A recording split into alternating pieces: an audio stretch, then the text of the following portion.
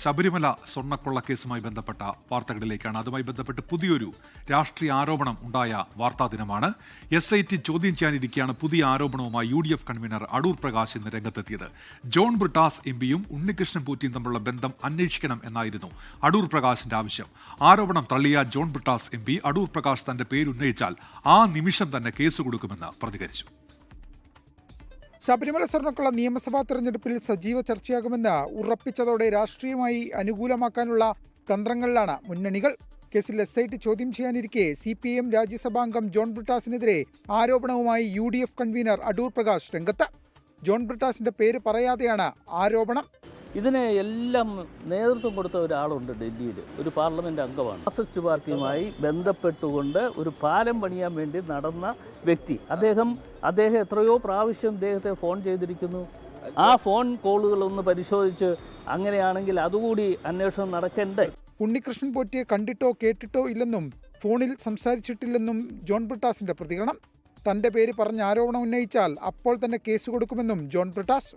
ഞാൻ മനസ്സിലാക്കുന്നത് അടൂർ പ്രകാശ് എൻ്റെ പേര് പറഞ്ഞിട്ടില്ല എന്നുള്ളതാണ്. അദ്ദേഹം അങ്ങനെ ഒരു ആരോപണം വസ്തുനിഷ്ഠമായിട്ട് ആധികാരികമായിട്ട് ഉന്നയിക്കുകയാണെങ്കിൽ ആ നിമിഷം അദ്ദേഹത്തിനെതിരെ ഞാൻ കേസ് കൊടുക്കും. എന്താ കാരണം എന്ന് വെച്ചാൽ ഈ പോറ്റിയെ ഞാൻ കണ്ടിട്ടേ ഇല്ല, കേട്ടിട്ടുമില്ല. പദവി നോക്കാതെ സോണിയാഗാന്ധിയെ അന്വേഷണ പരിധിയിൽ കൊണ്ടുവരണമെന്ന് മന്ത്രി V ശിവൻകുട്ടിയുടെ പ്രതികരണം. Z+ കാറ്റഗറി സുരക്ഷയുള്ള കർശനമായ പരിശോധനകളുള്ള സോണിയാഗാന്ധിയുടെ വസതിയിൽ ഒരു പൂജാരിക്കും ജൂവലറി ഉടമയ്ക്കും എങ്ങനെ പ്രവേശനം ലഭിച്ചു? ഉന്നതരായ കോൺഗ്രസ് നേതാക്കളുടെ ശുപാർശയില്ലാതെ അത് സാധ്യമല്ല. ആരുടെ നിർദ്ദേശപ്രകാരമാണ് ഇവർക്ക് കൂടിക്കാഴ്ചയ്ക്ക് അവസരം ലഭിച്ചതെന്ന് സോണിയാഗാന്ധി വ്യക്തമാക്കണം. കേസിൽ സോണിയാഗാന്ധിയുമായുള്ള ബന്ധം ആരോപിക്കുന്നതിൽ പരിഹാസവുമായി K മുരളീധരൻ രംഗത്തെത്തി. അത് അങ്ങനെ ആരെങ്കിലും പറഞ്ഞിട്ടുണ്ടെങ്കിൽ ഞങ്ങൾക്ക് ഒറ്റ വാക്കേ പറയാനുള്ളൂ, അവരുടെ തലയിൽ നെല്ലിക്ക തളം വെക്കേണ്ട നേരമായി. പ്രതികളെ ഇപ്പോഴും സംരക്ഷിക്കുന്ന CPIM കേസിലെ പ്രതിയെ കണ്ടതിന്റെ പേരിൽ കോൺഗ്രസ് നേതാക്കളെ ആക്ഷേപിക്കുന്നതെന്ന് KPCC അധ്യക്ഷൻ സണ്ണി ജോസഫ്.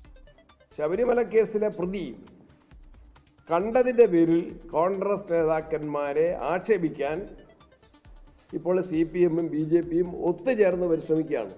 അതേസമയം ശബരിമലയിൽ സ്വർണ്ണക്കൊള്ള മാത്രമല്ല ആചാരലംഘനവും നടന്നെന്നാണ് BJP സംസ്ഥാന അധ്യക്ഷൻ രാജീവ് ചന്ദ്രശേഖറിന്റെ ആരോപണം. 24 തിരുവനന്തപുരം. ലോകത്തെവിടെയായാലും ഏത് സമയത്തും 24 വാർത്തകളും ഓഗ്മെന്റഡ് റിയാലിറ്റി പാക്കേജുകളും എക്സ്പ്ലെയിനറുകളും വിശദമായി കാണാൻ ഞങ്ങളുടെ YouTube ചാനൽ നിങ്ങൾക്ക് സബ്സ്ക്രൈബ് ചെയ്യാം.